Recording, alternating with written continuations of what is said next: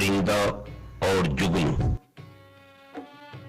सरे शाम एक मुर्गे नगमा पैरा किसी टहनी पे बैठा गा रहा था। चमकती चीज एक देखी जमीन पर, उड़ा तायर उसे जुगनू समझकर। कहा जुगनू ने, ओ मुर्गे नवारेज, न कर बेकस्ब मिन कारे हवस तेज। तुझे जिसने चहक गुल को महक दी, उसी अल्लाह ने मुझको चमक दी।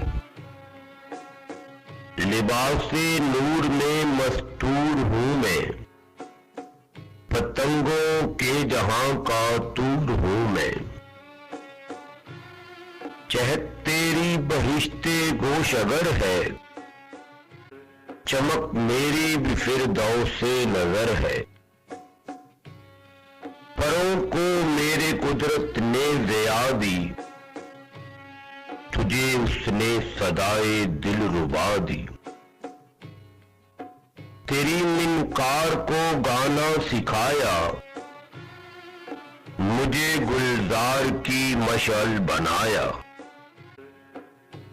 चमक बख्शी मुझे आवाज तुझको, दिया है सोज मुझको साज तुझको। मुखालिफ साज का होता नहीं सोज, जहां में साज का है हम नशी सोज। क़यामे बज़्म हस्ती है इन्हीं से, ज़हूरे औजो पस्ती है इन्हीं से। हमाहंगी से है महफिल जहां की, इसी से है बहार इस